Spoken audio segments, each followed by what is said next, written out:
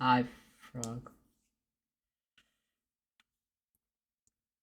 So some quick notes. We're gonna be starting with polar because the AP Precalc channel asked a lot for starting with polar, so that we get to polar. If I speak too fast, just let me know in the chat. And you guys have any questions before we start?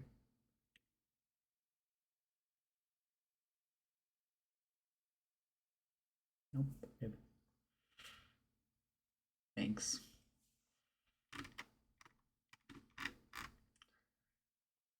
I'll start at 5. Okay, this is start at 5.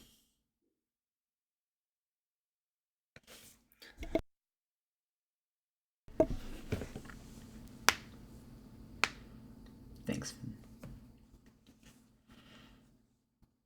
Can you guys hear me? Like, am I loud or too soft? Okay.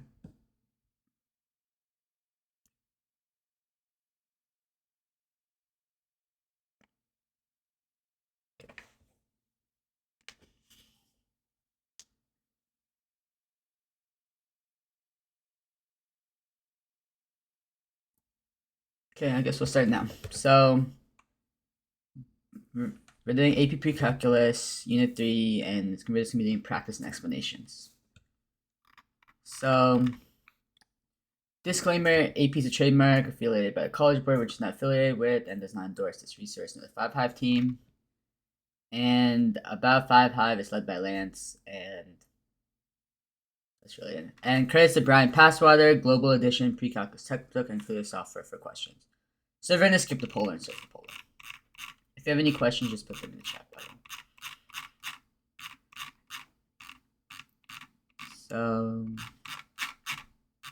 polar. So for this first question,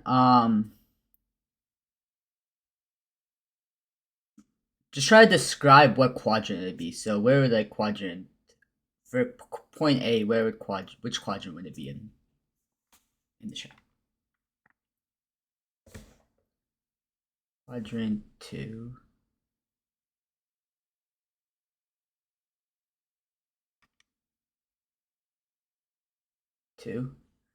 So -3. Hold on. So -3, 5 pi over 6. So the way you think about it is 5 pi over 6 is the rotation, and r is the output or the radius. The screen just shows the intro. Is that for everyone, or is that just for Nalu? It's showing the intro. How you see the question? Okay. So I think just try reloading the stream, maybe it'll work. So first you would go to 5 pi over 6, so that would be over here. So then we would be rotated over here. And then we have to go, the radius is -3, so we're going back 3. So we would end up in quadrant 4 on this point right here. So did everyone understand how that works? Like we went to 5 pi over 6 and then we rotated. We went backwards, -3 pretty much. And that should be this coordinate. So this would be A. For B, where would that be? Would that be on the first axis, the second axis, the third axis, or the fourth axis? We'll say like that. 1. Agree on 1.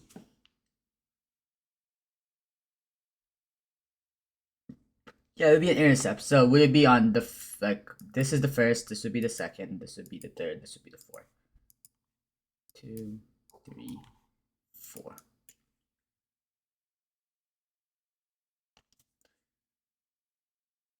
So we would first rotate the pi, so that would be facing this way, so facing 3.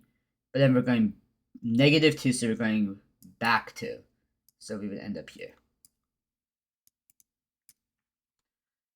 Same thing for C. Would it be in the first quadrant, the second quadrant, the third quadrant, or the fourth quadrant?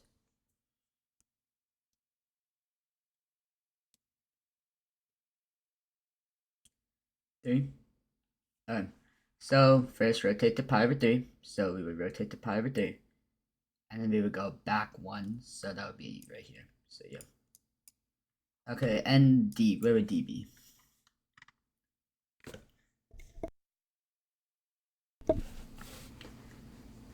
Two. So we would rotate to 7 pi over 4, which would be in the 4th quadrant on this line. And then we would go back. So we would go 1, 2, 3.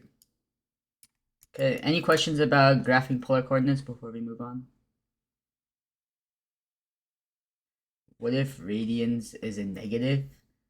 If radians are negative, pretty much that means you're going back. Pretty much the radius is negative, so you're going the other way pretty much. Yeah.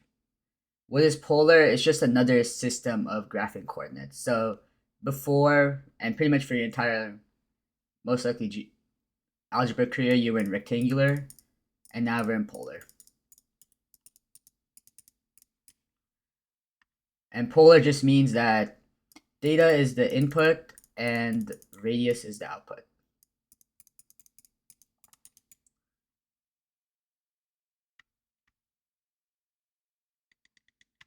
So, okay, let's move on. So, the location of a point is given by polar coordinates 4, 5, pi, commas, divided by 6. Write two different representations for this point in polar coordinates.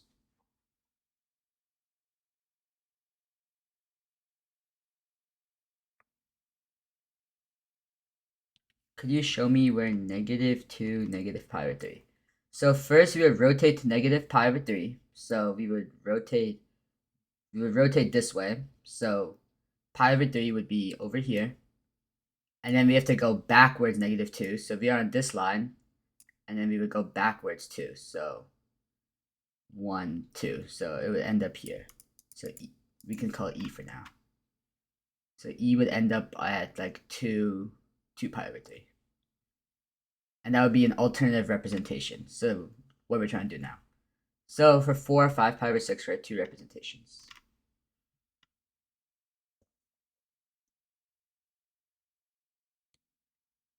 Oh, scroll up. Okay. I'll zoom out once. Can you guys still see it, or is it too small now?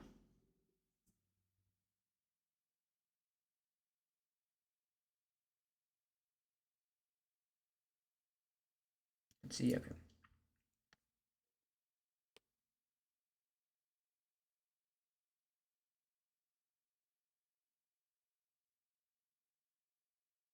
So we'll write all the answers and we'll go over them at the end. 11 pi over 6, 4, -7 pi over 6, -4 pi over 6. Okay. Anything else? Any other representations you want to test?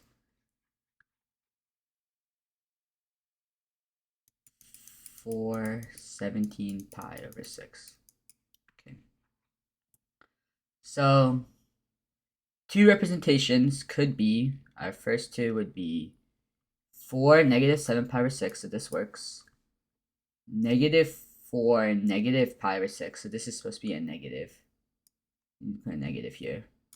Or -4 11 pi over 6. So this is also, this is not it. This would have to be plus another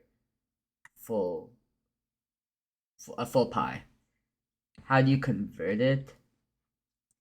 I'll showcase how to do because you guys already got it, so I'll show how to do the other one. So if you have r is equal to -3 and theta equal to 5 pi over 4, my favorite way is to first graph it, like just put like a rough dot so you know how much to rotate pi. So you would go to 5 pi over 4, which would be a little bit past those, plus 2 pi. Oh wait, that would also be an answer, but try to keep it between 0 and 2 pi, because you could keep adding 2 pi infinitely. So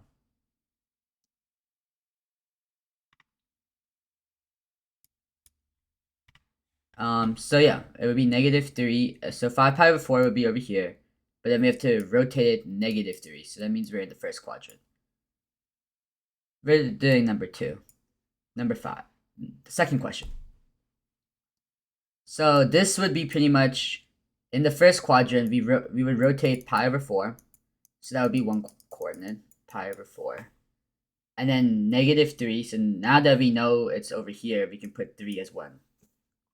How do you know what quadrant the angle is in? You just have to, I think, know how much, like, you could convert it into degrees if you want to, or you just have to know the unit circle and how much it would rotate. So 1 would be 3 comma pi/4, because that would be the rotation to here. And then from there, you can, so we have our first point, our main point is here. So we have to rotate it there. So what else could we do to rotate it to here with a negative radius? And why is it? Because the radius is 3, because we have a radius of -3. So you can have positive r, or you can have positive theta. So the radius is 3, pretty much. So Hans said -3 pi/4, and 3 comma -7 pi/4.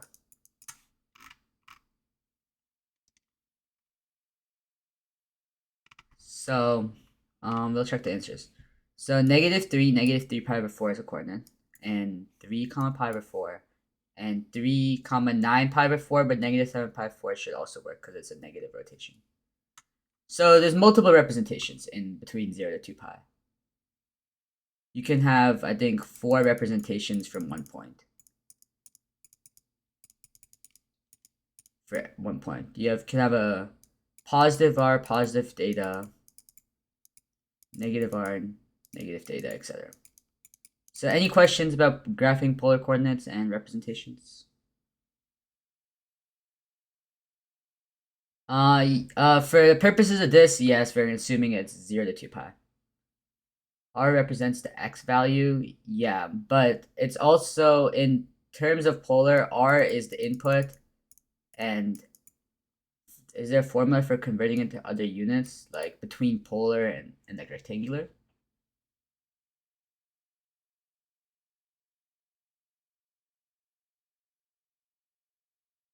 Yeah, and that's the next question. So using the formula, the cool step is just put x is equal to r cosine of theta, and y is equal to r sine of theta.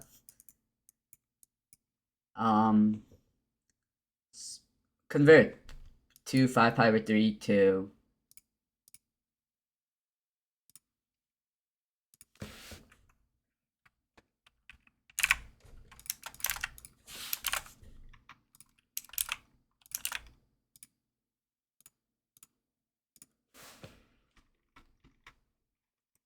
so just vote in the poll when you're, and I'll give like a minute-ish for this.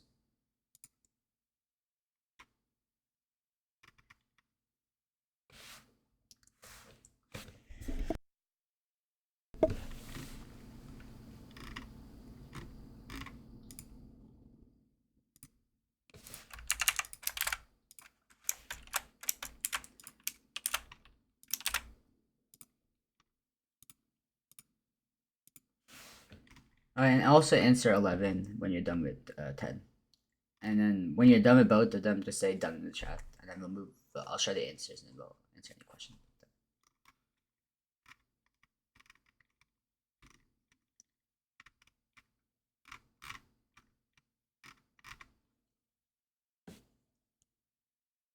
Yeah, I'm screen recording.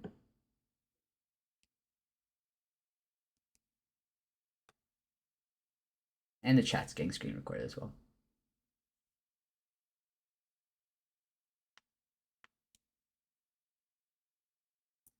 You know how to do polar stuff? Okay, we'll go over one of them. And then, so I'll go over number 10 for now, because I'll give me like a minute. So we started with this formula, x is equal to r cosine theta. So we'd say x is equal to 2 cosine of 5 pi/3. What is cosine of 5 pi/3?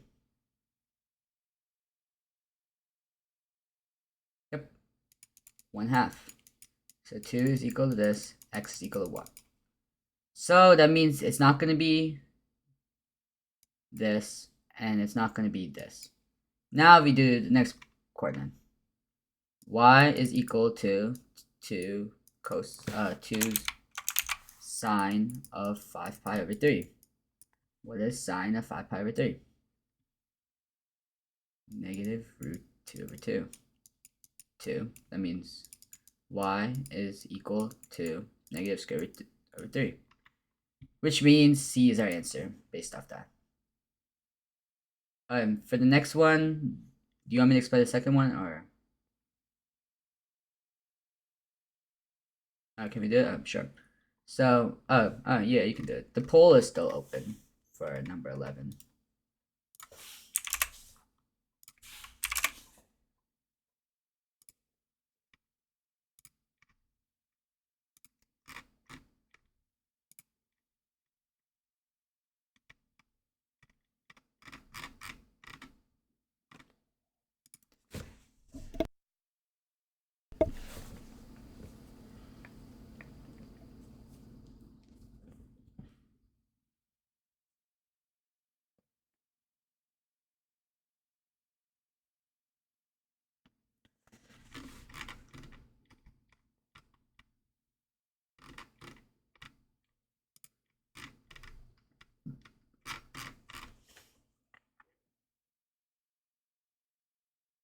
So what do we get? So is everyone else ready to go over it real quick? Yeah, C. So x is equal to 1 cosine of 2 pi over 3, and y is equal to 1 cosine of 1 sine of 2 pi over 3. Cosine of 2 pi over 3 would be negative 1/2, and this would be square root 3 over 2. And that would be our coordinate. So that would be C and C and C. Right. For these two, now we're in the complex plane. So that's pretty much where we have the x-axis being A and the y-axis being the imaginary plane. And in complete honesty, it's pretty much the same as polar, but now you just have an I in front of your y coordinate. Everything else is the exact same. So for this one, the complex number has rectangular coordinates 2, -2. What is one way to express the common? So I'll do this one. So we would do x. So we have these two formulas. X is equal to r cosine theta. Y is equal to r sine theta. We also have one more formula that we didn't talk about yet. Tan theta is equal to y over x. And that gives us our theta value. So now we have to find theta. So tan of theta equals -2 over 2, which means it's equal to -1. And if you think about like the unit circle, -1 happens on this. That means it's going to be 3 pi over 4 or 7 pi over 4. So, or it could be negative pi over 4 as well. And looking at the answers, there is no 3 pi over 4 or 7 pi over 4, so we're going to assume it's negative pi over 4. Oh yeah, and it's tan inverse. Yeah, it's tan inverse, so yeah, it would be just this, yeah, arctan. So that means we know it can't be A or B. So now that we have theta is equal to negative pi over 4, and that coordinate would be square root 2 over 2, comma, negative square root 2 over 2. And we have to get x is equal to positive 2, and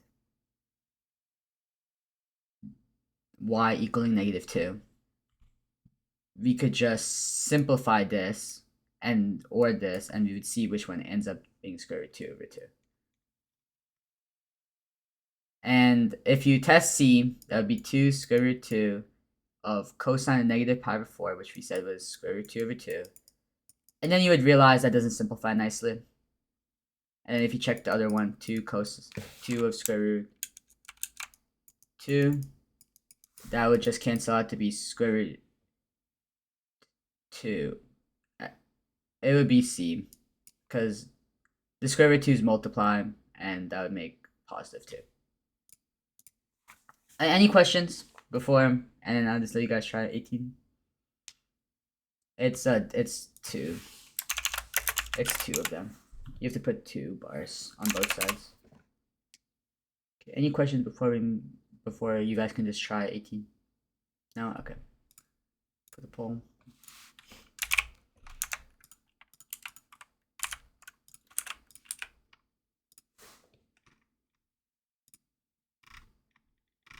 Okay. I'll like 2 minutes for the question. Because a little bit of algebra related. So.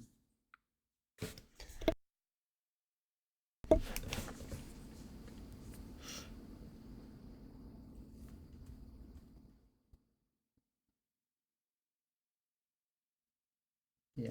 Also, Cool Savage with the fill out the feedback form, so I can do better next time when I present this.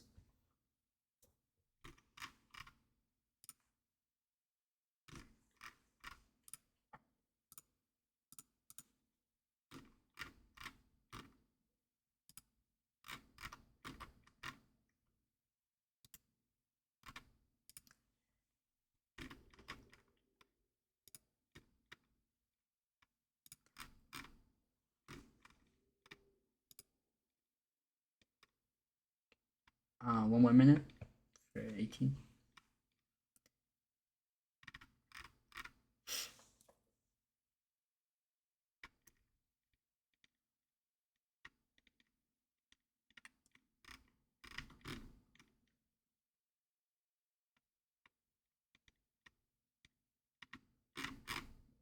You're stumped? Okay. So I guess I'll show a different way of solving it, because the first way didn't make much sense to most people, it looks like. So another way of solving it is thinking about where this coordinate would end up. So where would negative square root 3 divided by 2 comma negative 1/2 end up? Which quadrant? 3. So that would that be the first line, the second line, the third line? So would this be pi over 6, pi over 4, pi over 3? Would this be a multiple of which one?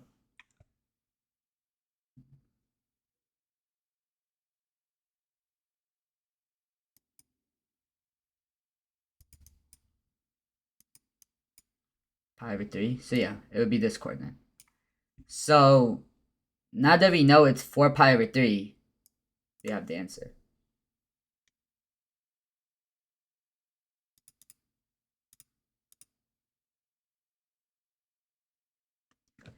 So pretty much using the equations, we can do the equation base. So then we would do first tan of theta equals negative 1/2 over negative square root 3 over 2. Simplified, that would be negative, that would be 1 over square root 3. And that would be tan of theta equals that. Then we would do tan inverse of 1 square root 3, which would be equal to negative pi over 3. So then we would see that it's the only one with pi over 3, with a pi over 3 multiple would be C.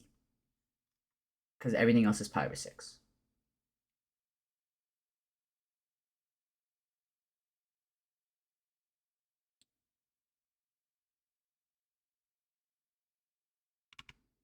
Oh wait, it's B.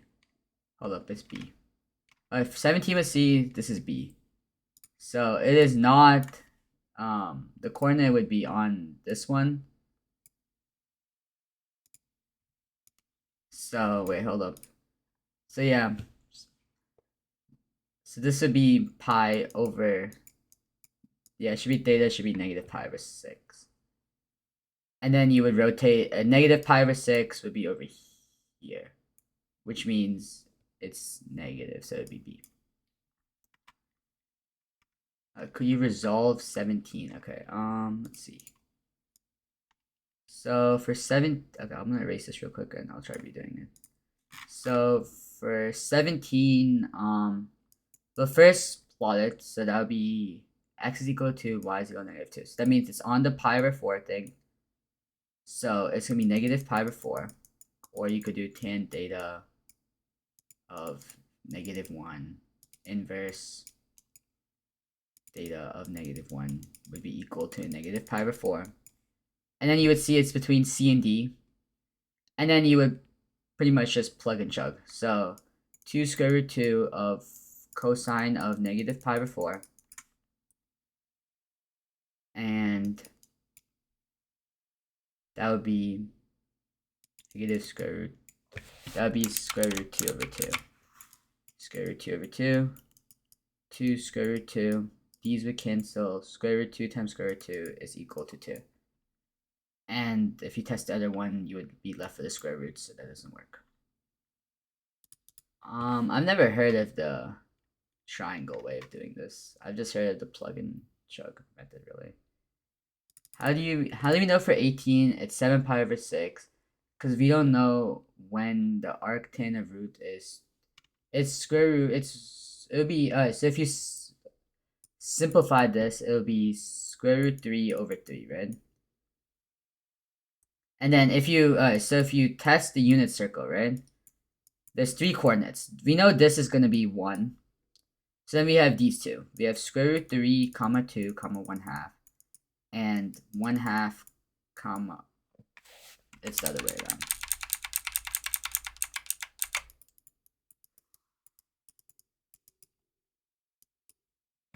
And it would be square root 3 over 2, comma 1/2. So then we would test both of these. So we would do y over x. So it would be this, and the other one would be this.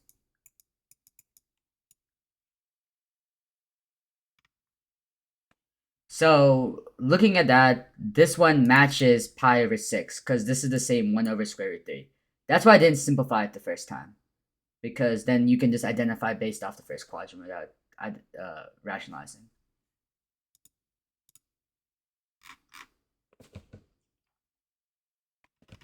So now we're going to try 19 and 20, which is pretty much the same idea.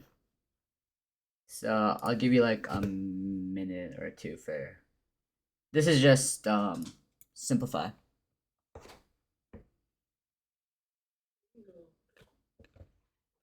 So we just have to simplify. So just simplify this and simplify this. So use your unit circle values and simplify.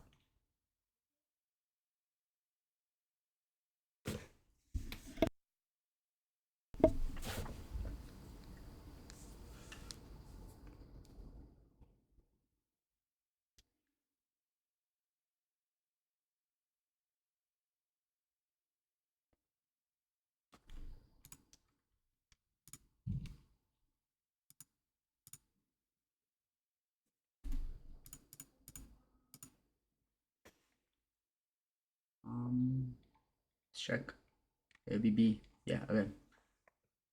20. This would be B.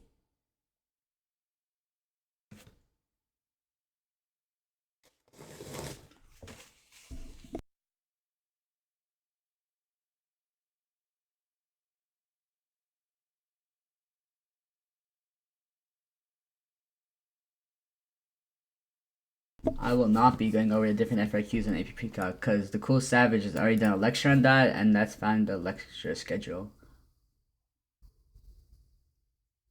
I'll be just going over like maybe equation solving if we have time for that, and inequalities for trig.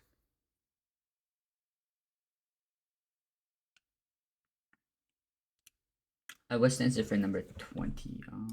One.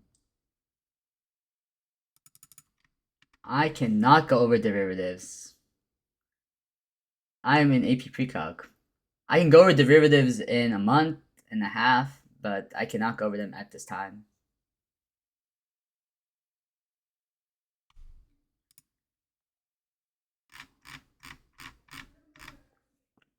The session is being recorded. It should be uploaded by like 10 p.m. today, because it's going to take some time to upload this.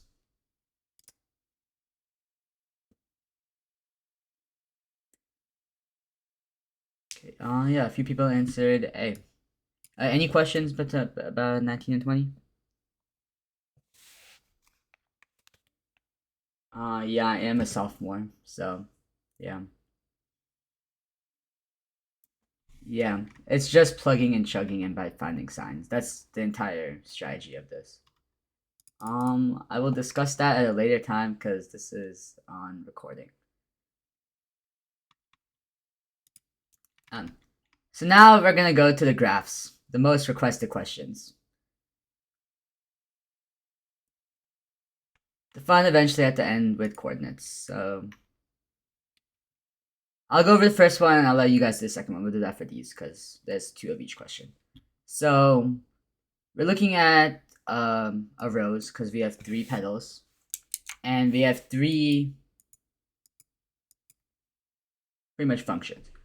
So we have I have 0 base null. Okay. So pretty much, so the best way to memorize this is sine is symmetrical across the pi over 2, or the y-axis, and cosine is symmetrical across x, or the polar axis. So pretty much we see that if we look at the polar axis, we can see it's not symmetrical. So that means we know it's not cosine automatically. And then we can see it's symmetrical across the y-axis. So that means we know it's A and B. So then from there, we can tell that if we, my fair way of solving this would be just to graph the sine and cosine function. So we would first graph sine, which is symmetrical across the y-axis. So we would have a period of, if we're doing a full period, if we do 2 pi, we have pi over 2, 3 pi over 2, and it would start here. Do you understand how to do the sine graph before? Because we can skip the review part. That's just normal function, yeah, pretty much. So then we have to shift it by, we have to do it by 3. So we have to do 2 pi over 3 because that's the period. So we would do, yeah. So this would be still 3, this would still be -3. And then we would do 1 and 2 pi over 3. What, 1, 2, and 3. I'm going to skip putting coordinates for now, but 1, 2, and 3. This would be 4 pi over 3, 6 pi over 3, and that would be the end. So 1, 2, and 3. Yeah, pretty much. There is other ways to tell. So we would go from here. No, we'd start from here, here, and we would repeat this for a long time. So we're just gonna check 1 because if 1 is wrong, then it's the other one. So, alright, so we're gonna check the first coordinate. You could plug and chug the data as well. So the first one is at 0, at 0 pi,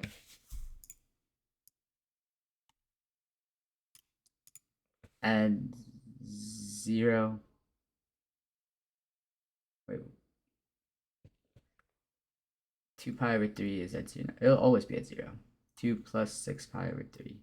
Yeah, that would be 8 pi over 3. Yeah, but we only have to do until 2 pi because that's our limit. We don't have to go past that. Isn't it graph drawing? No, not this one. I'm looking at this one now. Yeah, that one. It would go 2 pi, 4 pi, 3 pi, because if you split into 3 sections, there'd be 3 of them. And 6 pi over 3 is 2 pi, so. What are we plugging into? Each section is a period. Yeah, pretty much. At least in odd petal function. Oh yeah, so I graphed it right. Okay. So then you would start with 0. You would start at 0, and then you would see that it's at 0, so that's correct. Then you would go to, then this would be pi over 3, and this would be pi over 6. At pi over 6, it would be 3. So that is true. Yeah, you could use Desmos, or the TI-84, or any of them really. At 0 pi over 3, that means at pi over 3 we're coming back, which is correct. And if we kept doing that, we would see that, and we could check at this. Yeah, unless it's in the non-calculator section.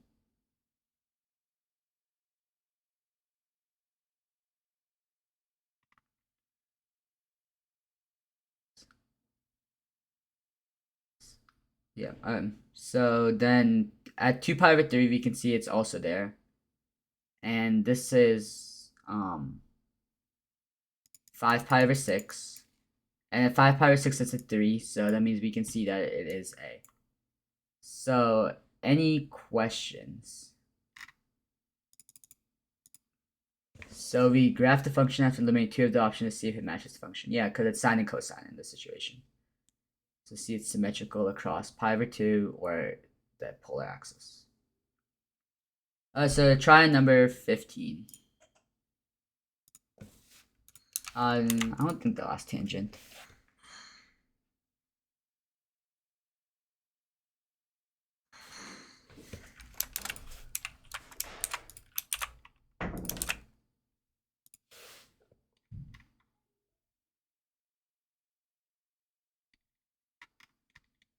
So our 15 is a sine function because, yep, it's symmetrical across the pi over 2 axis.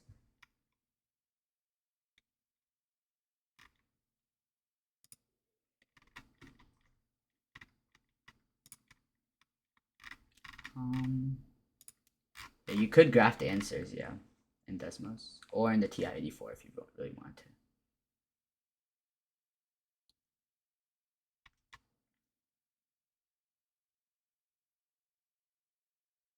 Alright, so yeah, it's just B. Any questions about that? The way you could tell pretty much is that the max would be at A plus B. A plus B is 6, so, and that's your way of simplifying it. And you know it's not cosine because, and if A is negative, the graph is flipped. So yeah, and then you know that from there. And that was in B. Yep. Okay. Now the question that I've seen a lot in the channel, in the AP Precalc channel.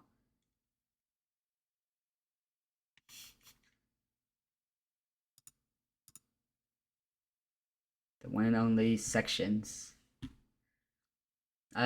So the best way to do this, I would say, is to same thing, graph out the original function, and do process of elimination.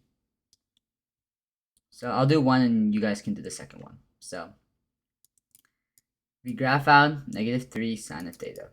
So we have 3 and -3. If A is negative, so pretty much if there's a rule that pretty much just says that if A is negative, you're flipping it across the x polar axis, and that's really it.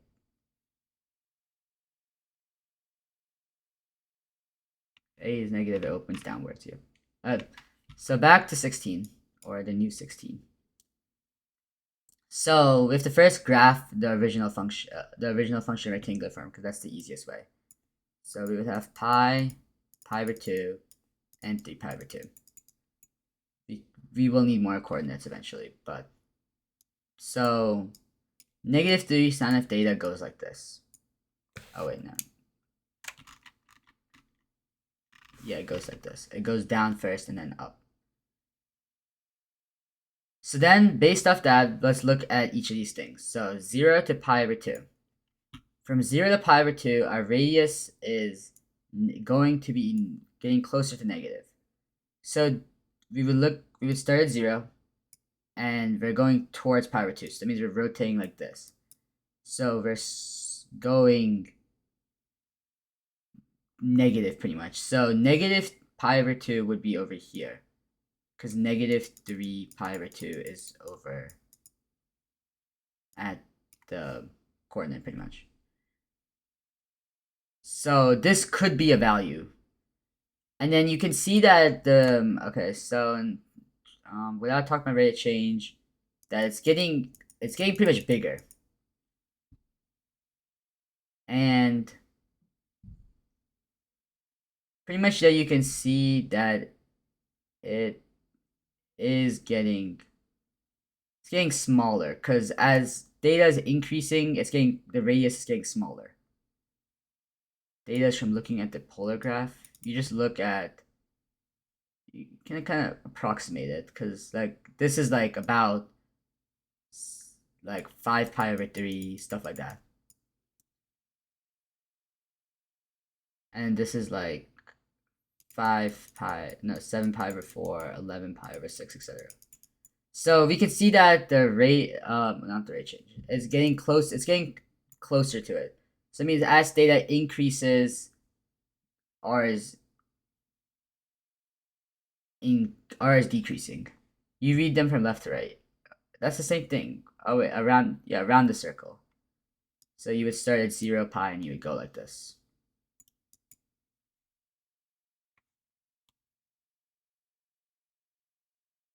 That's how the values, they're decreasing and negative, and then so radius would be increasing here. The radius would be decreasing, so it can't be this because our radius is increasing. Wouldn't you have to do 2 pi b in order to find your period? But here our b is 1. So it can't be A. Now let's check B. We have from pi over 2 to pi.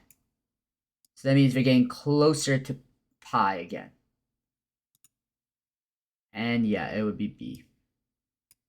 So as you're getting closer to pi, so now that we're already here, we're getting closer to pi because we're going back to 0. And as you see, our thing is, our area is getting smaller. So that means you're getting closer to 0. And yep, that's it. Alright, so any questions? Because I didn't explain that the best. A lot of questions. Maybe that's for a polar lecture one day, those questions. Unless, if they relate to my explanation. Or unless they're like a different type of question. Yeah, there is another question just for you. Where did pi over 2 come from? It's, just plug and chug. Or just looking at the graph. This is our main vertex. Precalc would have been so much fun without trig, then it wouldn't be precalc. Calc is all based off, a good amount of calc is based off trig, I think. At least a few units. This is the question type I hate. Hey, it's 33% of the exam trig, and there's a chance that out of that 33% chance, this is like 1 unit for the A value. Where did pi over 2 come from? I don't get how R is decreasing if the direction is counterclockwise. Alright, so without thinking, I don't know how counterclockwise stuff works, but you can think about it as 0 is increasing to 2 pi, right? So as we're going across around the thing, we went from 0 and 2 pi ends here. So from 0, we got to 3 pi over 2, or pi over 2 in this situation, because it's negative R. So as you can see, our thing is getting closer to 0 as radius, you're being counterclockwise. So yeah, as theta increases, the radius is decreasing, Yeah, you'll be fine if you mess up like polar graph question. Can you say why it's B again? So pretty much if you look at our sine graph, right? We can see from pi over 2 to pi, it's the area underneath the curve is decreasing and getting smaller. So that means this also links to rate of change and how you decide rate of change. And as you can see that as theta increases, R is decreasing. So our R is getting closer to pi and our theta is decreasing. And that's it. Is this represent 0 over a pi? Looks like, is this a representation of period, or is this because there's no period chance in F theta? That's just, wait, is there a representation?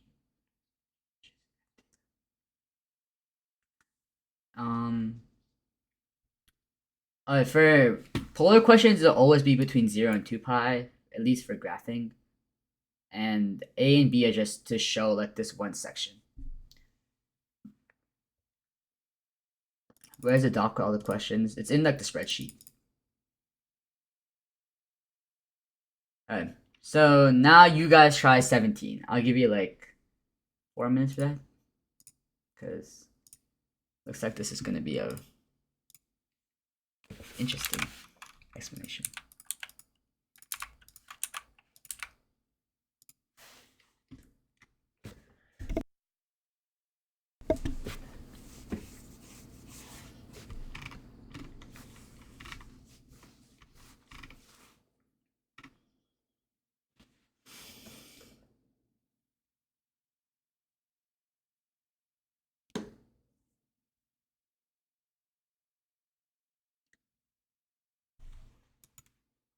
Look at how r is decreasing if the radius to the direction is counterclockwise.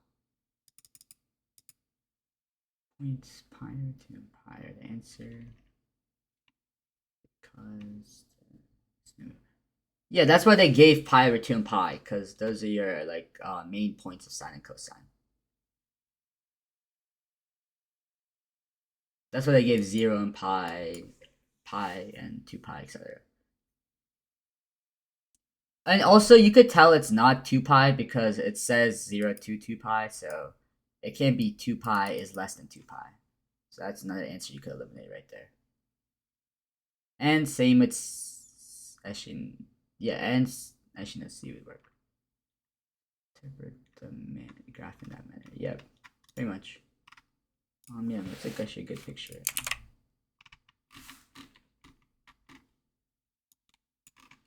So yeah, this is a good picture that Savage just put in the chat.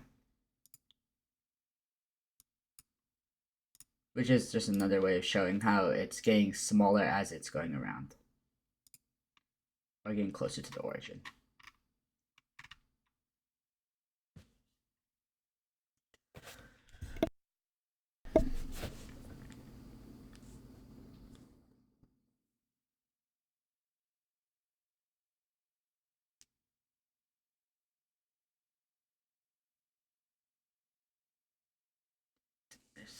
Alright, so the answer for 17 was D. Any questions? Any questions about this one? You got that? Good job. Any questions about 17, or can we move on? Oh, okay. You did step by step. So we see 3 cosine 3 theta. Our first step is to graph it. That's going to be always our first step. I'm going to graph a big one because this is like a multiple period. So we know our period is going to be 2 pi over 3 because it's 2 pi divided by b, and b is 3. So we know that there's going to be 3 sections to this pretty much. 2 pi over 3, 4 pi over 3, and 2 pi. And then from there we see it's cosine. So then you have 3 and you have negative 3. So now let's plot our points. Cosine starts like a C, so it would start here, and then you would have 1, 2, and 3, 1, 2, and 3, 1, 2, and 3, and then you would go something like this.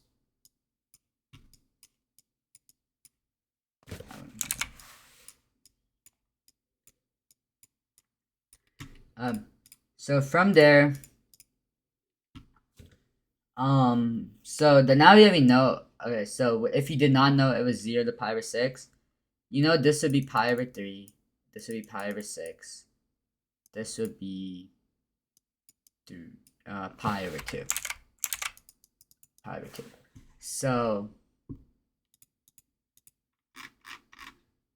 So from there, you would see that you would start at 0, 3. So add 0 pi, that's over here, and 3. So that means it has to be something starting at 0. So that means it can't be a anymore. Then you see that it's going towards pi over 6, where the radius is decreasing. And theta is increasing, and that's it. Now you understood it, why it's 0 to pi over 6. Yep, that's it. Any questions? That's all it is. It's just increasing, decreasing, radius increasing, decreasing, theta increasing, decreasing. That's the idea of also it is a coordinate. Yeah, everything, a graph is made of multiple coordinates.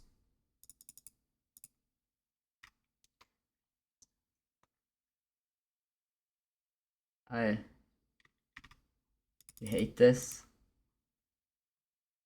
Hey, then we're almost done with polar, so We have like a few questions left. Okay, there's one question. Alright, so I'll do one of these and then I'll let you guys do the other one. So the figure shows that the graph of the polar function r is 3 cosine 3 theta. There's 3 points that if the domain is restricted to pi over 3 to pi over 3, the portion of the given graph that remains consists of 2 pieces. One of these portions is the section from C to D, and which of the following describes the other remaining piece? So it's just the same strat of graphing it. So it's the same equation, so I'm just gonna use the same graph from before. So it says from pi over 3, it's asking which other section's left. That's it.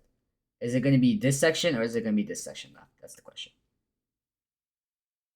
And we know it's this section already. So we see it's from pi over 3 to 2 pi over 3, which means that it's from here to here, right?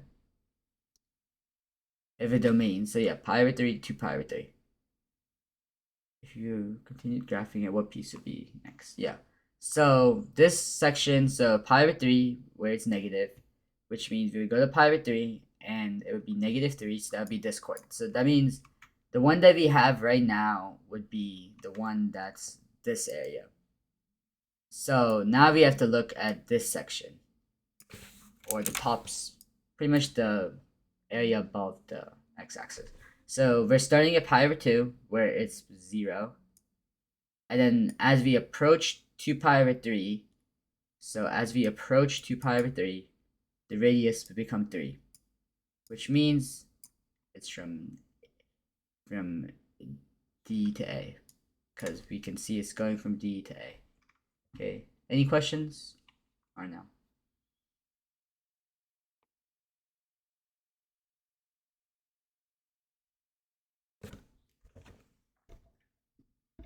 Kind of understanding it? Okay, that's good. Then there's something that came out. Now you guys try, and this is the explanation that my teacher had.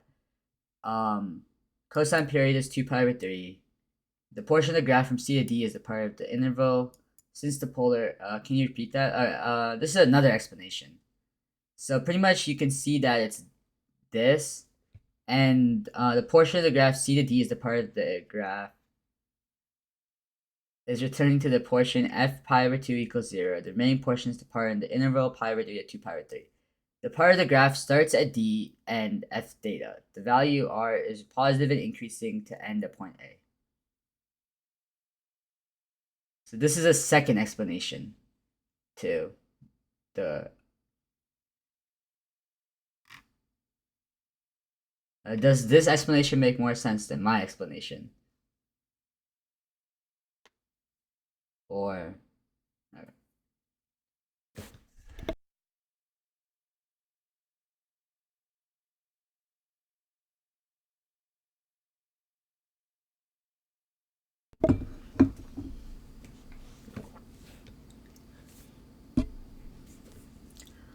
is it because pi over 3 is a negative radius, so we move away and that would end up over here? Yeah.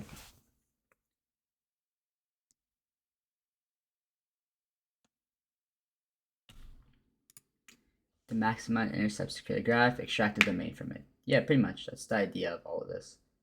Just graph the original function in rectangular and then convert it, and then what do they mean by the other remaining piece? That's like the, so that we know this is C and D, right? That's like C to D.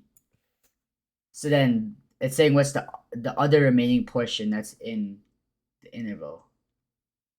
And yeah, and if you put that image here, you put the image that Cool Savage just made.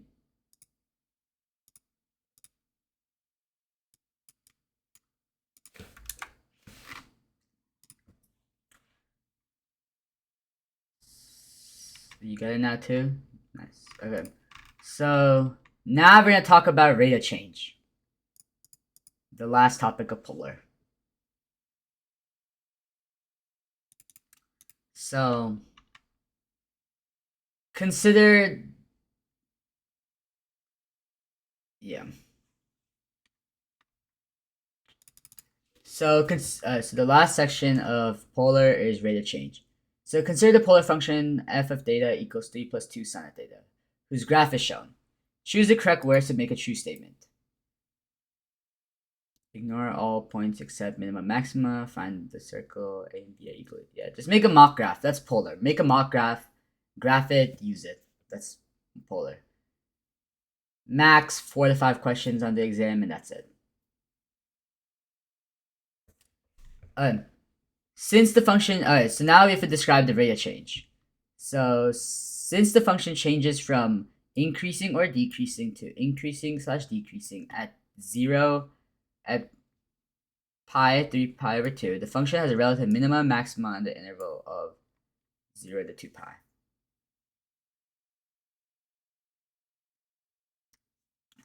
So 3 pi over 2 is over here as shaded in pink in this.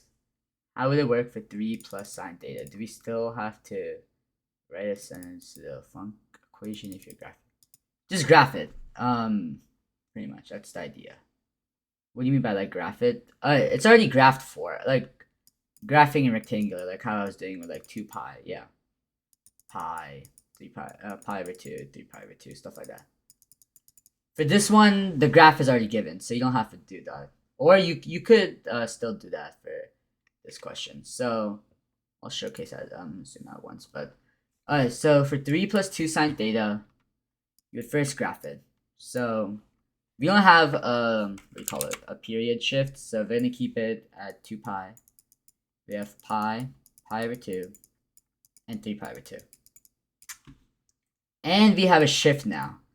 So we have, this would be, that's just the coordinate that the 0, theta, 3 pi over 2. That's just the x, that's just dented there for explanation purposes. You graph the midline instead of 0. So yeah, this would be 2. This would be 5, and this would be negative 1.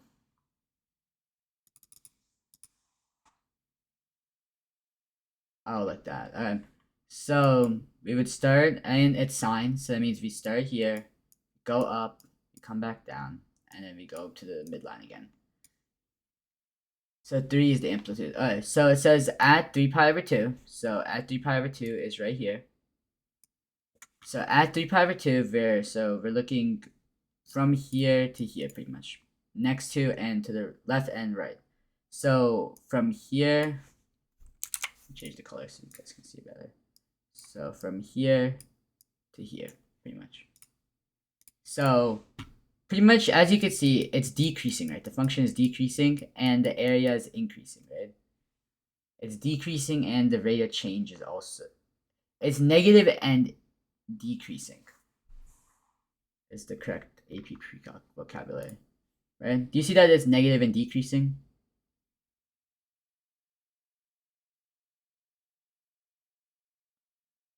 The pen moves down. Yeah, pretty much. It's negative and decreasing. So that means the function changes from, so this is the idea of, that I was talking about before, about looking at if it's approaching and like r is increasing, decreasing. So at 3 pi over 2, the radius is decreasing. Has fundamental equations of trigonometry. This unit. We will get to that after these last 2 questions of polar, if we have time. I think he means like the sum and difference formula, identities, all that. Yeah. So as you can see, that it's getting it's like as theta increases, our r is decreasing. So that means the function is decreasing, right? Because r is increasing and theta is increasing, r is decreasing, right? Because we're getting a little bit closer.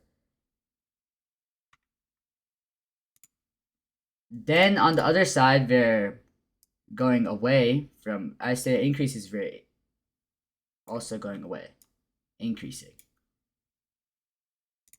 And then finally, looking at 3 pi over 2, it shows that it's a minimum. They don't test half angle, they don't test product to sum. I don't know what that is. They test sum and difference Pythagorean theorem. They don't teach half angle, they teach double angle though. What are those? We'll go over some of the identity questions. We have one question from each of them. So, any questions about this question? And I'm gonna let you guys do one. If R is negative and decreasing, isn't the distance from the pole increasing? Yeah, it is. I did it based off the graph for this situation. What Savage's trig lecture? Yeah. You don't get this? Hey, if the graph's just 1 to 2 questions, this is like 1 to 2 questions. It did not test for all the identities. Can you re-explain? So pretty much, we're gonna look at the pretty much as we can see, as we're approaching the point, our data is increasing, right? Our data is getting greater as we get closer to 3 pi over 2. And then as we approach it, our R is getting smaller because we're getting closer to the pole. And then on the other side, we started from R being small, and then we're getting a little bit farther away, and we're slowly getting farther and farther away, which means that we're increasing now. Or I have this flipped, and cosine, I have this flipped if the increasing, decreasing. Alright, so decreasing, increasing minimum. Yeah, okay, that's right. So, yeah, as we get farther, we're increasing. As we get closer, we're decreasing. Simple as that.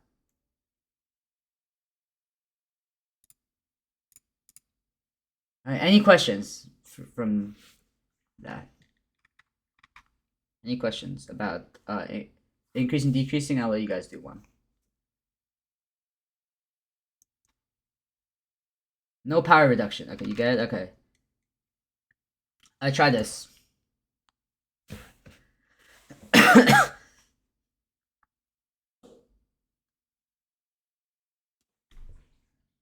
Just do like what do you call it? A spoiler and give the answer.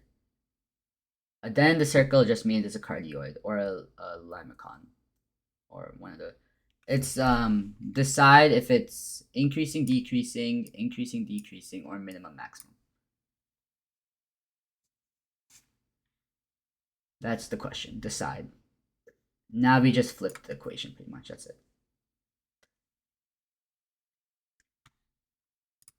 Yep. Circle, cardioid, all that.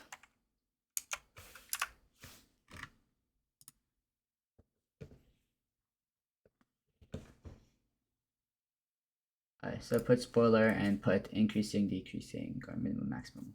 Same thing. After this, what do you want to cover? Because we got an hour left, so we can pick the. There's a lot of trig. We cannot cover all the trig in an hour. We already covered polar graphing. We can cover identities, like, or inequalities or something like that, but how to graph sine and cosine? Okay. The dented I am not explaining how to graph a dented function because I don't have any questions on that. The equations and inequalities, yeah, okay. Inverse trig functions. What do you mean by radians? Oh, would you rather I do I just keep doing questions and you ask questions, or we do like one question me, one question you for the rest of this? Okay, I'm not explaining how to graph cardians because there's no FRQ on that. One question you, one question me. Okay. Okay. There's no FRQ. They're all MCQ, and I've done MCQ based off graphing them. So that's all you have to graph. This is the max you'll have to graph, pretty much. But these are Brian Passware style questions. So yeah, I would say he's pretty representative of the AP exam. I think. I hope. Alright, so the answer was decreasing, increasing, minimum. decreasing, increasing, minimum. You got that? Okay, nice. Any questions on how you do this one or no? Can you show it? So I'm gonna do it based off the way I said before. So at pi over 2, so we're starting from here, because this is 0 now. So as we're getting closer, our radius, as we get really close, our radius is decreasing, right? And so radius is getting down and our theta is going up. So that means it's decreasing.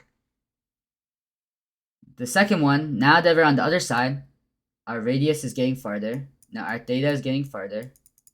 And our radius is slowly starting to, and our radius increases. And then finally, if you look at, to decide the minimum maximum, you just look at your normal function. And this would be at 3, 5, 1, 2 pi, 1, 2. I don't know what the derivatives are, so so then you start at this is sine, so then you would start at the center and then you would go up because it's negative and like this, and at pi over 2, which would be over here, it's a minimum because, oh wait, no, I flipped it. Oh, I flipped it. It's supposed to be like this because it's negative. So it's a minimum. The answer is the same. It's a minimum. Alright, any questions? This is a minimum because it's the it's negative 2 sine theta. See, don't you do pi over, the way the equation is pi over 2. Oh, if you plug in, what do you mean by the equation is, yes, the equation is sine theta, so don't you do, yeah, I did pi over 2. This would be pi over 2, this would be pi, this would be 3 pi over 2. Isn't the period, no, there's no b value. Oh, wait, if it's a cardioid or any of these, it's always going to be period is 2 pi. No, the period's 2 pi. For cardioids, at least in AP Precalculus, there will never be a value in front of this. Why is it at -3? That's just an extra line.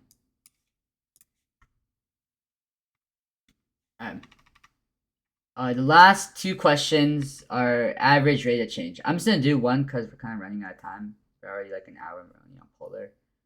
So the way you do, so this is pretty much you're doing your y. This is your slope formula pretty much. Y2 x2 minus x1.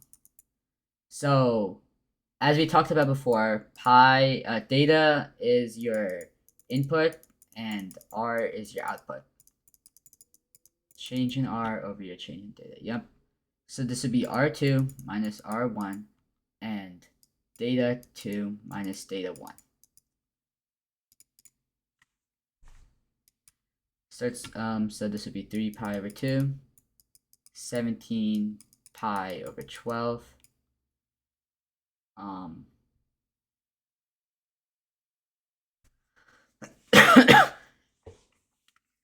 And then you would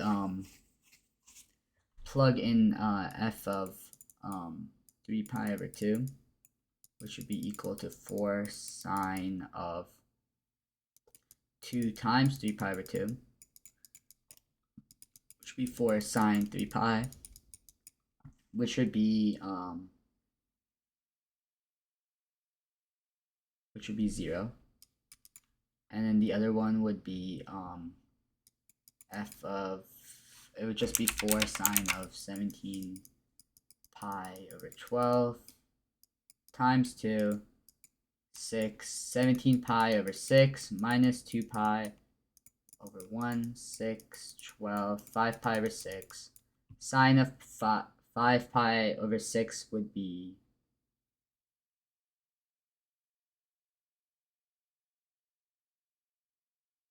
would be 1/2, and then times that by 4, that would be 2.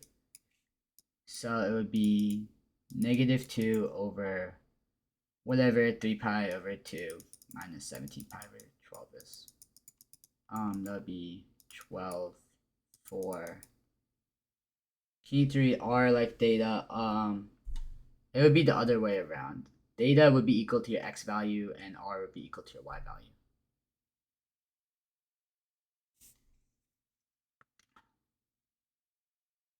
So then this would be, the answer would be, this is the work pretty much. And it'd be negative 24 over pi. Any questions about average rate change? If not, we're gonna move on to like trig. No, okay. Can we move on? Okay. These are the 2 review questions I promised. So we'll just do the first one. Can you describe the zeros of pi?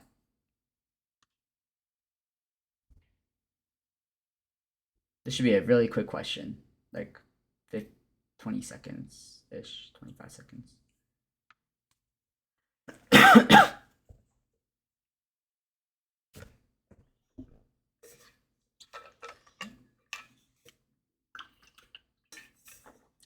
What is too real to imaginary though? That's not an answer. A, B, C, or D?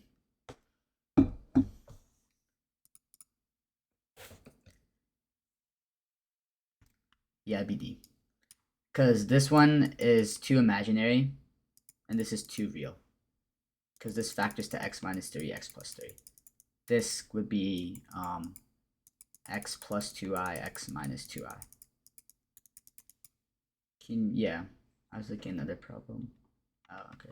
We'll do one more. Inverse of f. Unit 2. How do you find that? So you could do x squared plus 4 and then do the quadratic formula, but I've seen this question before, so I know that it's x plus 2i, x minus 2i. But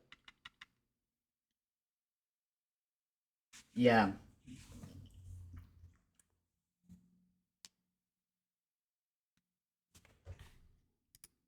Yeah, it'd be C. Because, yeah, you just flipped. This would be negative 3 over 2, negative 1 over.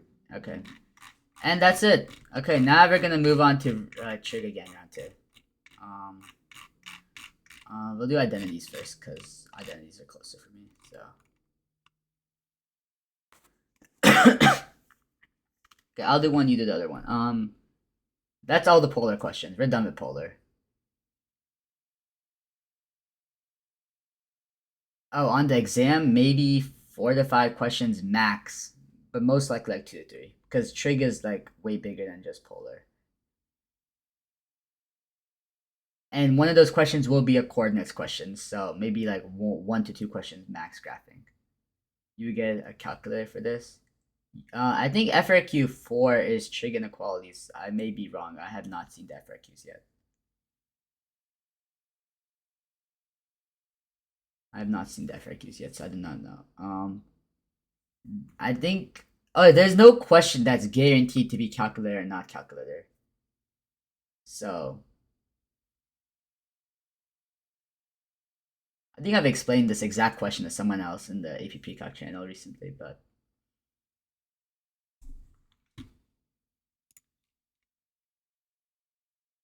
what was it? It's like just solving like equations, I'm pretty sure, but yep. Should be just it's just solving equations and just trig all that. Okay, so the way you do this, my favorite way of doing this is sign charts. So first, what you do is you don't have to even, you just split this into 2 parts pretty much. Sine squared of theta and 2 cosine theta minus square root 2. And then you have to simplify that. So we'll leave sine squared of theta because that's not, you can't really simplify that much. And then cosine squared theta. The third one was that fat block of logarithmic expression.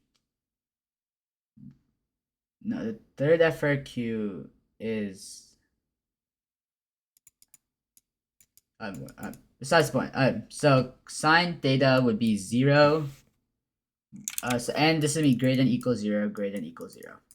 So sine theta is greater than to equal to 0 at 0, comma pi, comma 2 pi. And 2 pi is included because it says 2 pi is included. Here it would be pi over 4 and 7 pi over 4. Any questions until here? Because this is where it gets a little bit more confusing. That you found your 5 values or certain amount of values. Any questions until here? No? Oh. What did we do for the sine? So you could think of that as just sine theta times sine theta, and then just they would be the same solutions. This would be 0 pi 2 pi, and then you could ignore 0 pi 2 pi, and then that's the same idea as that. Yeah, or you could just square root both sides. So now we're gonna do sine charts. So you have 2 pi, you have pi over 4. You don't have to, I don't know how you would use pi that. I don't know how you would do this graphically. I haven't learned how to do this graphically. We just did sine charts the entire year for inequalities. So for this first, so the way you test this is you use the original equation. So so sine squared theta is always going to be positive, right? Because we're squaring a number, so it's going to be always positive. So let's test the value. So what value between pi over 4 has a straightforward like sine and cosine value to use?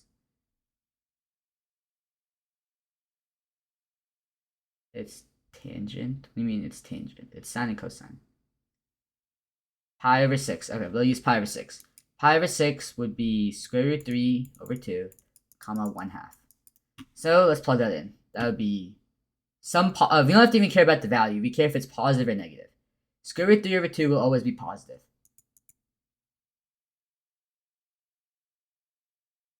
Then cosine theta comma square root 2.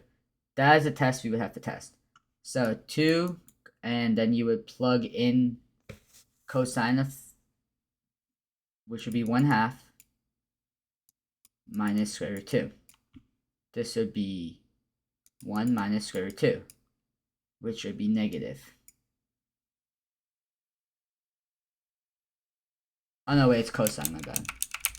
It's cosine. So this would be square root 3 over 2 minus square root 2. This would be square root 3 minus square root 2. We know square root 3 is, this question is a lot easier. Then it's just, if it's less than to equal to 0, then you would use negative value. So this would be positive because square root 3 over 2, square root 3 is greater than square root 2. Any questions about this one?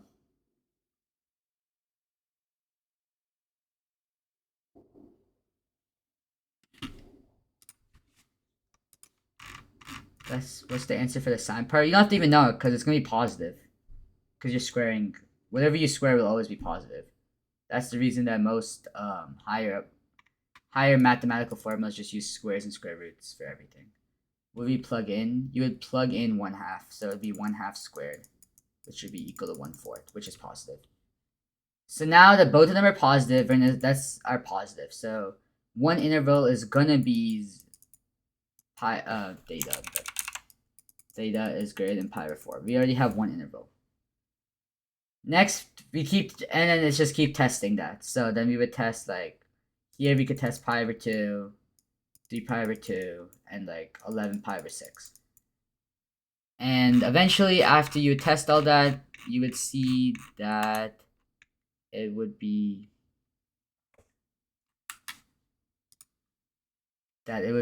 positive, negative, positive, negative, positive, positive. For sake of time, I'm not going to simplify each one. But do you have any questions about how you do this? Because the idea of knowing how to do it is more important than plugging in sine and cosine. Could you solve a tangent one later? I've never seen a tangent inequality before. And Brian Password didn't have a tangent inequality either.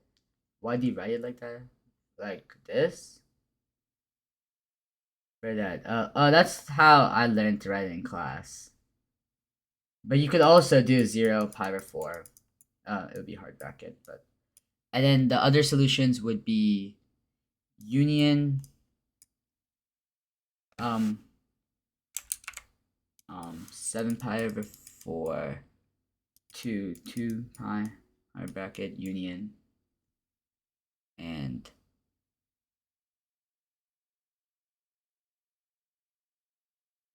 oh wait, hold up. And the other solution would be, just note that there'd be asymptotes for anything else except sine and cosine. And it would be hard bracket 7 for 2 pi hard bracket, and there's a solution at pi as well. The 7 pi 4 be bracket or parentheses. According to the answer key, it's according to Brian Pastor's answer key, it's a soft bracket.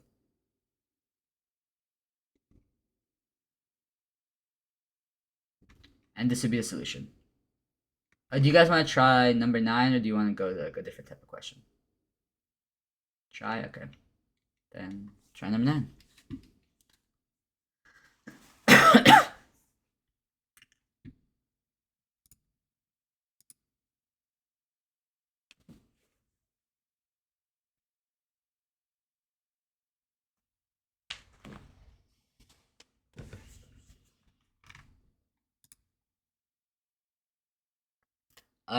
Just say done when you're done in the chat.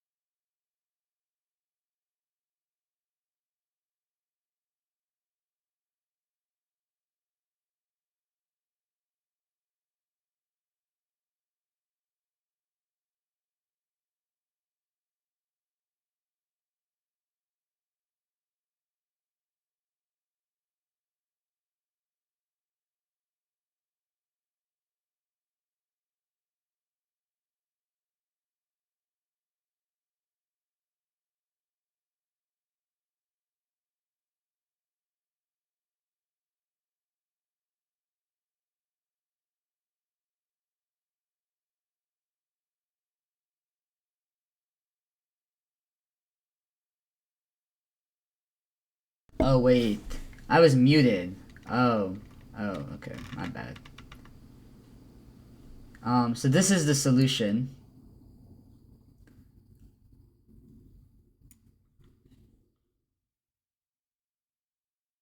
So, any questions about this? Oh, okay. I wasn't talking anything important for the last 10 minutes. Did you guys hear my explanation though, or no?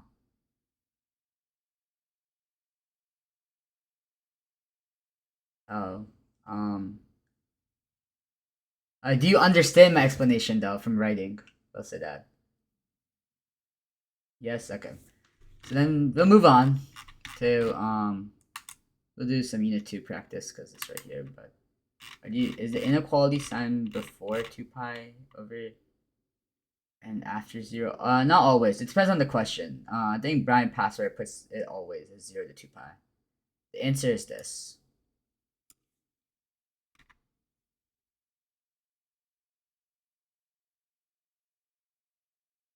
There MCQ on the exam. I expect that. What do you understand? You just have to do like keep plugging in values. That's the idea. It's just test and plug for inequalities. They're kind of time consuming. These considered MCQ. I don't think there's an inequality FRQ, so no. I think it would be MCQ. Yeah, it'd be time consuming. It would take. So now we're gonna do some unit 2 practice time. So just spoil the answer for 52.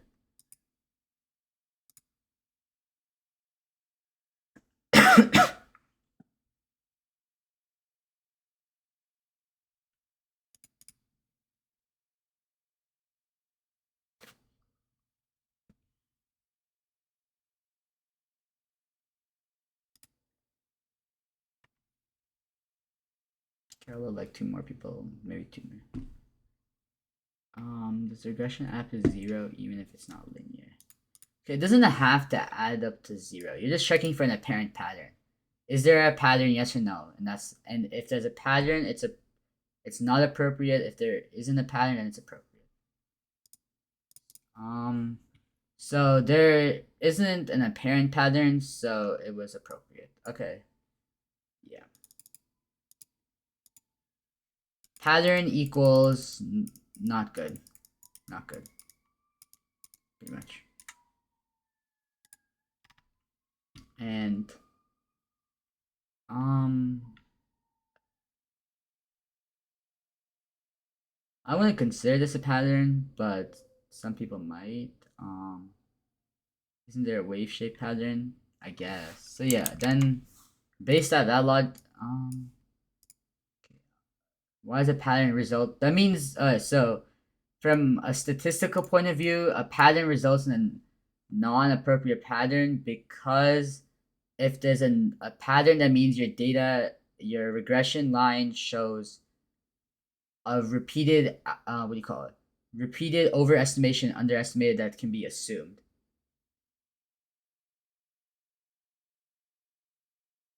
Yeah, residuals you just want random, but not a fan pattern, but that's not important.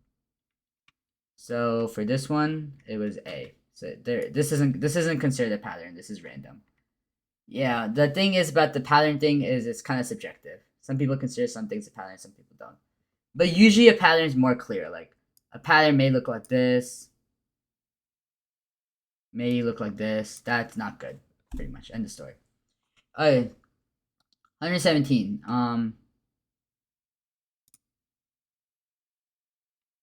What is the answer? It's kind of oscillating above.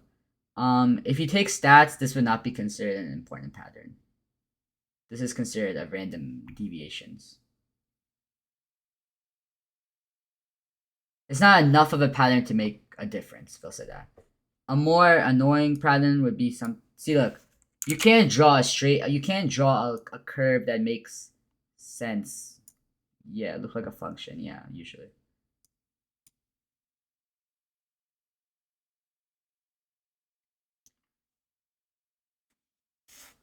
What do you get for 117? Where are all the solutions? You don't need a calc for this.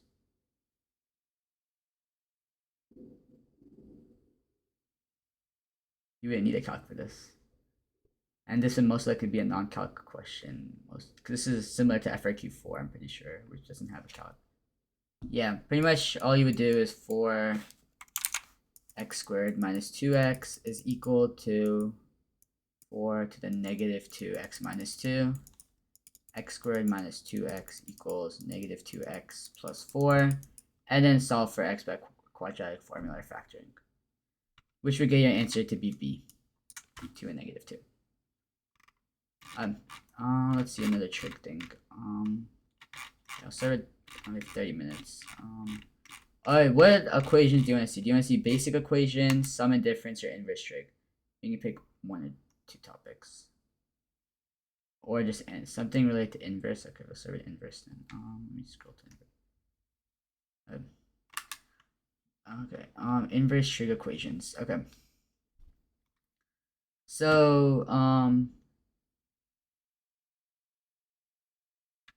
these are a little bit more complex trigs. So the way you would do, I'll do, by the way, how can we, it's posted in the spreadsheet.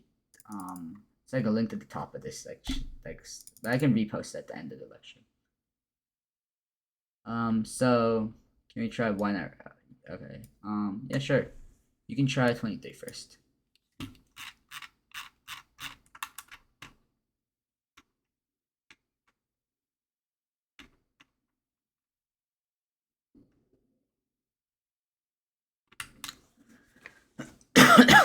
No, you don't get anything. You go in, you take the MCQ, you take the FRQ by yourselves. There's a calc section and non-calc section, that's it.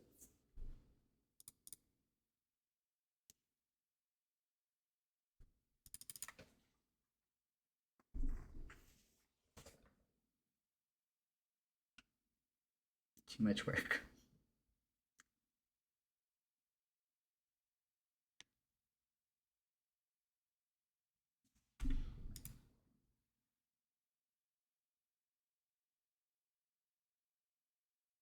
If any of you ever use a sine, oh, I only use the art sine negative one.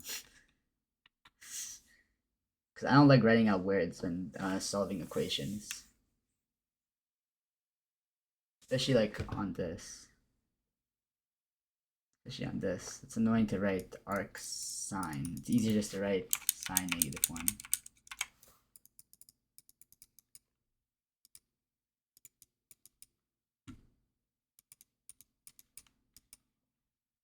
See, like, that was faster.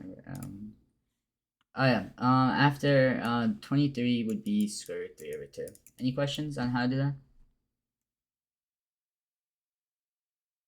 So pretty much, using this would be the sine of 1/2, this inverse sine of 1/2 would, so that's pretty much, if you think about our unit circle, would be, it would be pi over 6. Oh wait, yeah, because this would be 1/2 comma square root 3 over 2. So that means this has to be square root 3 over 2 comma 1/2. Arc sine is from, yeah, from here to here. This area. Is there an easy way of remembering? No, just practice. After you practice a lot, you'll get it. So then from there, it would be pi over 6, and cosine of pi over 6 would be square root 3 over 2. Okay. Okay, try 27, I guess.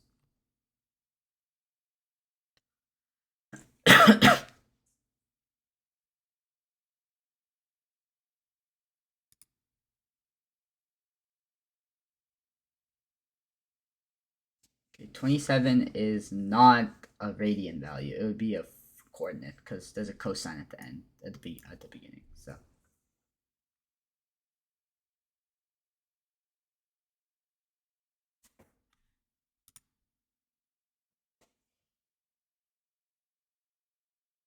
By the way, 27, not 25.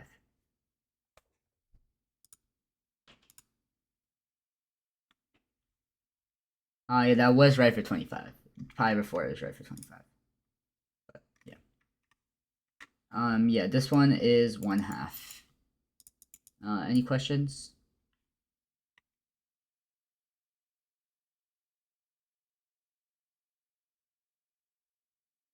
Can you solve it? Yeah, sure. So cosine of 2 sine inverse of 1/2. Sine inverse of 1/2 is the same as this. So that would be pi over 6. And then 2 times pi over 6 would be pi over 3, because the q2's would cancel, leaving a 3. And then cosine of pi over 3 would be 1/2. And if you guys want to like practice, there's more questions over here. So now we're gonna do some equation solving. So unless you guys think these are too easy, then we'll go to like sum and difference, double angle, more complex ones. Unless you guys think these are too easy.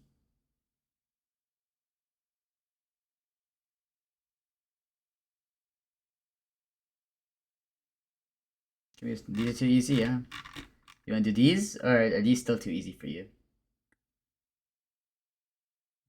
You want to do these, or these ones are? Should I do one, or do you want to? Do you want to try it? So I do one. Do you want me to do 5 or 7? I'll do 7. Okay. Okay. Let me do 7 real quick. So cosine is the opposite one. So pretty much the way you do these is a domain restricted here from yeah, they are. They're restricted from 0 to 2. Data is from here to 2 pi. Not general solutions, because these would take forever with general solutions. You explained the general solution ones in the thing, so I didn't do a general solution one. No need to repeat what you've already done. So for this one, the way you would do this is you would first factor out the 2 to get a b value with theta minus pi over 4 equaling -1. From there, the way I learned it is to first simplify that to cosine 2 alpha equaling -1, and then simplifying that again to cosine beta, and I'll show you why in a sec. And then from there, you can use another like step where you can make beta be between 4 pi. Is it 3? Okay, there's no n. There's no plus pi n. This is not general solution. From there, you could say 2 theta equals beta equaling pi comma 3 pi, because that's where it's equal to -1.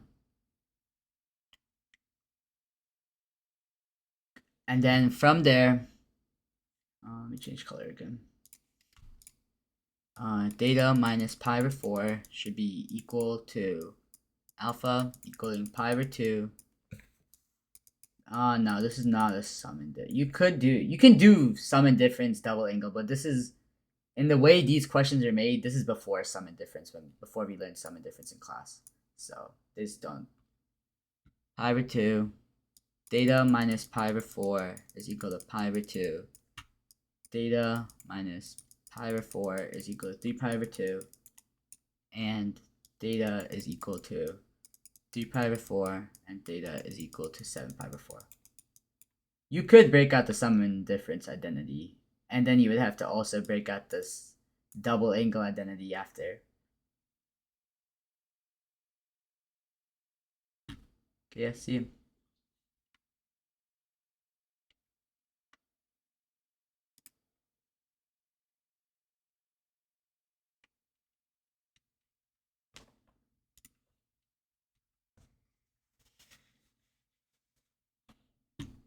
we do cosine of 2 theta and cosine of negative pi over 2. If you use sum and difference, you could, but you can't just split it up like that. So if you did it the sum and difference way,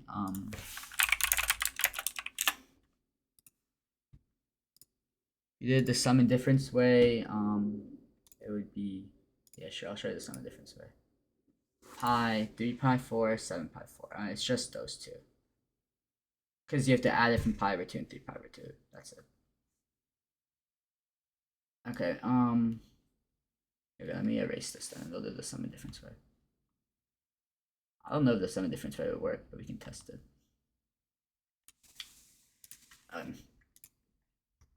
So first step, the cosine difference formula would be a minus b is equal to cosine of a cosine of b plus sine of a sine of b.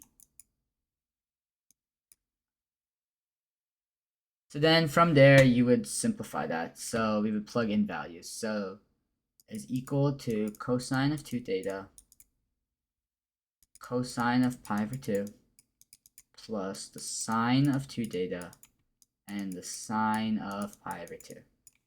From there, we would leave cosine 2 theta. We would simplify cosine pi over 2, which would be 0, and plus 2 sine, plus sine 2 theta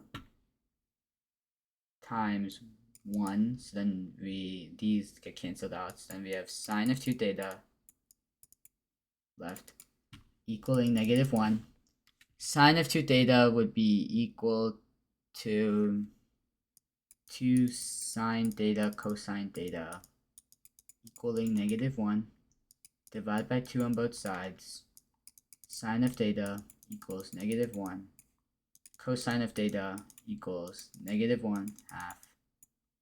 Then from there, sine of theta equals negative 1 half at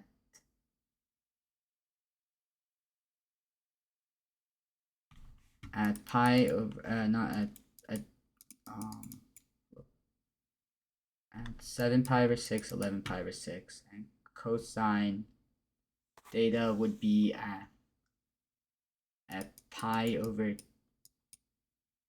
2 pi over 3, 4 pi over 3. And then from there, I don't know how you get the solution doing sum and difference though, and then double angle. Unless Savage has another step to add that I skipped from here.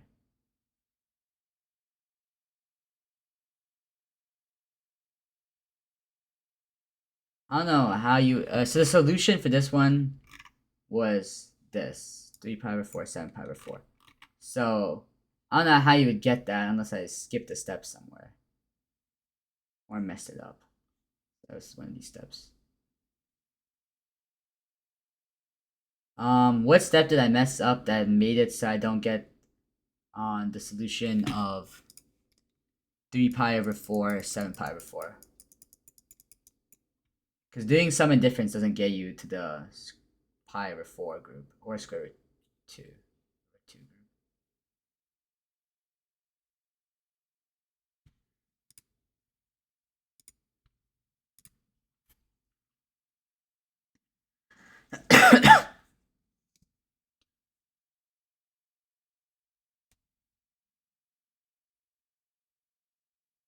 I think there's a reason you're not supposed to use sum and difference for this, maybe.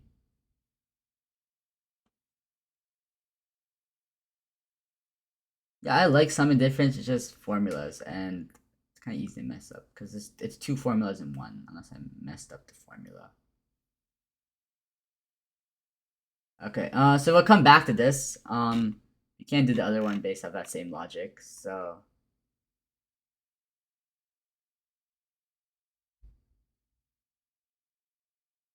Two theta minus pi over 2, okay.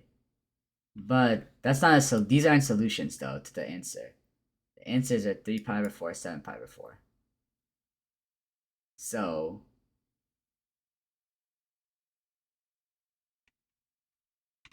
We'll come back to these. We'll go to sum and difference for now. We'll go to the actual sum and difference. So find the exact values of these expressions. These should be pretty easy compared to the ones in the last lecture and the one we just did. Just like spoiler the answer real quick. I think you have to set them equal to 1/4 instead of 1/2.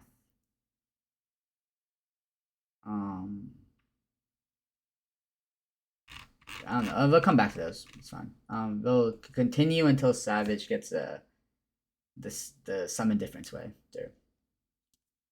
But so solve number 4, which is a sum and difference question.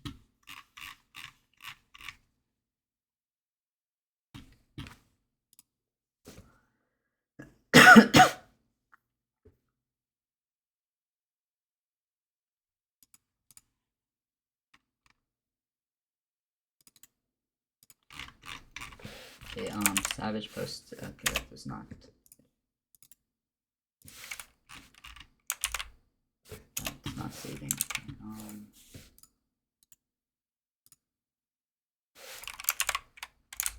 It's still not saving. Okay.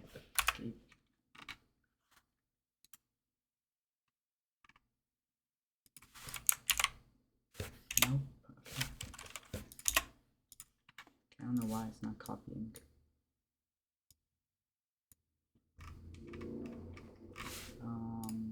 Cosine, yeah, 0. Okay, let me just see if I can drag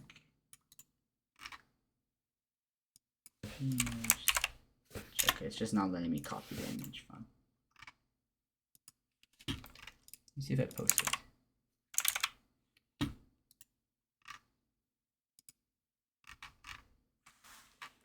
Can you just explain the issue? I can't copy paste your picture. What step did I mess up?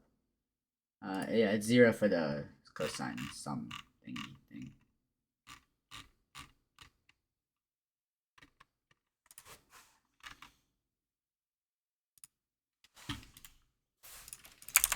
I got it. Okay.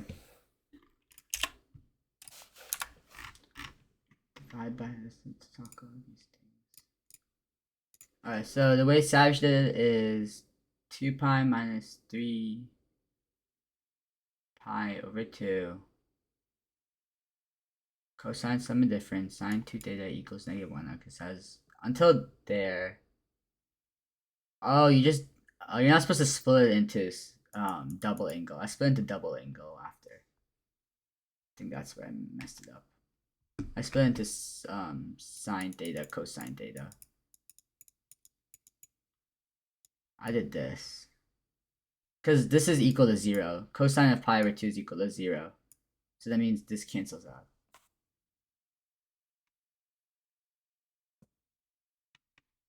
Yeah, okay. So yeah, alright. So the difference between, you just don't use double angle and you continue and then you do the alpha thing pretty much. Which would be 3 pi 7 pi over 4. Or you just inverse it. Oh, you just inversed it here. You multiply by sine inverse on both sides. And then from there, 2 theta equals 3 pi over 2, divide by 2, and that's it.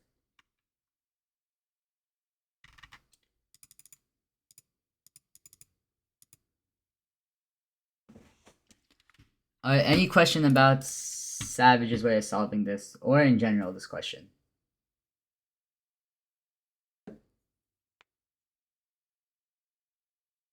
Yep. The annotated slideshow is not posted, but the one that has most of the answer key is posted. But the recording will be posted by like 10 p.m. today because I have to upload it to Google Drive.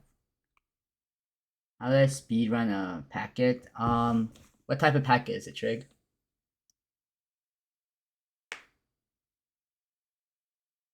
Is it Trig or like all of AP Peacock? The AP World? Oh, I don't got you there. I don't know AP. I'm gonna struggle with AP World as well. How long will it take for all of AP Peacock take? To study all the content depends on how much you know. any packet in general, start sitting down and start doing it. That's the first step. Sit down and do it. That's the strat. Sit down and start doing it. Alright, alright, for these last 10 minutes, I'll open the Q&A because we covered all like the major topics. So, Q&A, any questions, and I'll just like put them at the end. For these last 10 minutes, I'll just do Q&A. Ask any questions you want. If you have a picture, we can solve it, something like that. And remember to fill the 5 Hive lecture form. Feedback form. Yeah, okay. This is the form.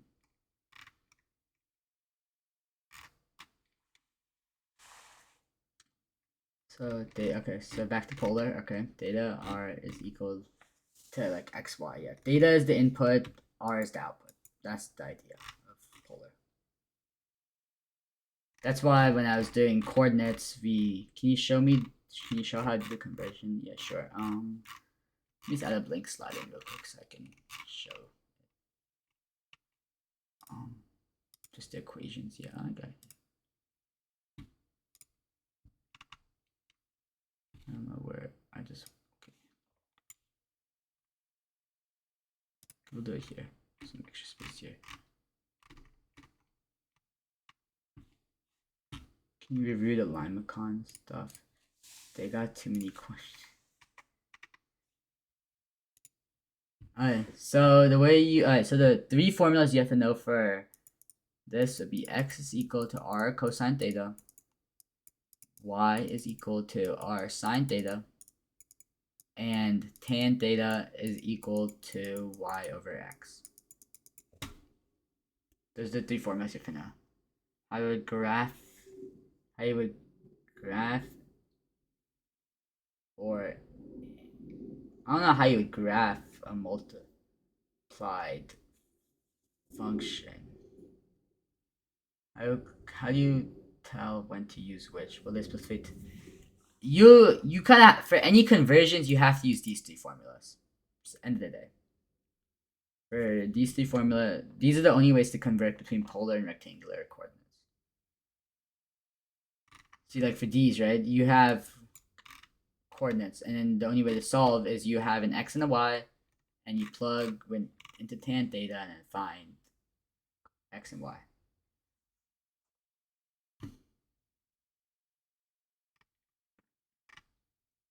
How do I graph dented functions? Okay, so like a Limacon, stuff like that.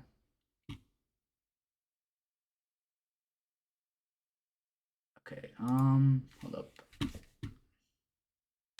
Okay, yeah, okay, we'll open a blank doc because I'm out of space on this, so. Also do a rows while you're at it. I don't think we got time to do 8 of them, so. The dented flower, okay, so we'll do r is equal to 3 minus cosine theta. So this would be one of them. I don't know which one exactly off the top of my head. But so first step, hold up. Let me get a question real quick so I can actually like, cosine is reflective across the polar axis. Yep, polar axis. So let me just get a question real quick and then we can go through one of them.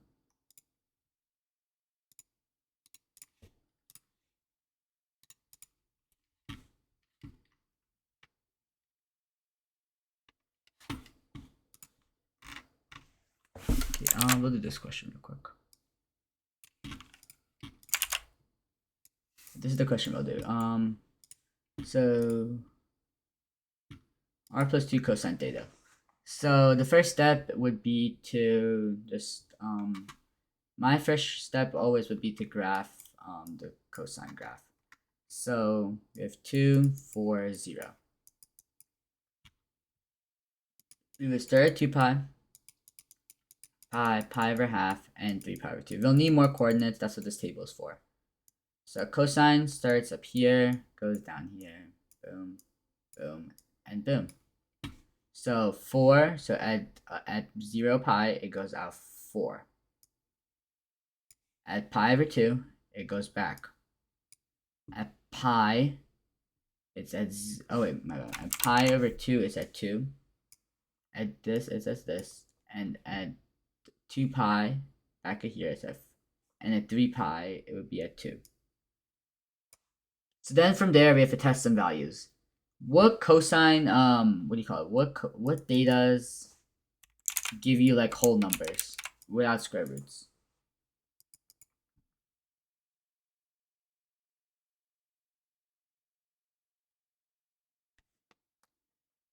Okay, without pi over 2, out of pi over 3, pi over 4, pi over 6, which ones give you whole number datas? Pi over 3. Yeah, pi over 3. So I'm gonna test pi over 3. So it would be 2 plus 2 cosine of pi over 3, which would be 1/2, which would be 3. Next one would be 2 pi over 3, which would be 2 plus 2, which would be just -1 now. So this would be 0. Oh wait, yeah, it would be 0. 4 pi over 3 would be 2 plus 2 -1 again, which would be 0. And then this would be 3. So at pi over 3, so the second one, which would be at 3. This one would also be at 3, because it's symmetric. And we have to test like pi over 6 to get like a little, what do you call it? Pretty much the butt of the polar function. So 2 plus 2 cosine of pi over 6. Pi over 6 is square root 3, so that would be like 2 plus square root 3. And square root 3 is like 1 point, like something around 1.5 to 1.6. So that's like a 3.6 or 3.5. So at pi over 6, it would be like 3.5. And then you can also just reflect that. And then at 5 pi over 6, it would be 2 plus 2 negative square root, it would be negative square root 3 over 2. So 2 minus square root 3, which is like a 0.5. So that's like here and like here. And then that's your graph. I'm not going to sketch it because then you can't see the coordinates. And that's how you do these. Yep. Okay, any last like 2-3 minute questions? No, that's it.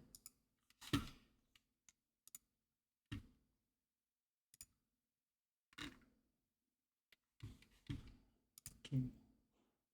Thank you for attending then. Please fill out the lecture form then. That's been posted. Can't really post it again, I got saved, but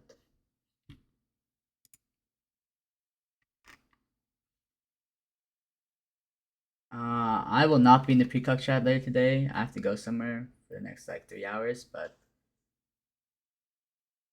yeah.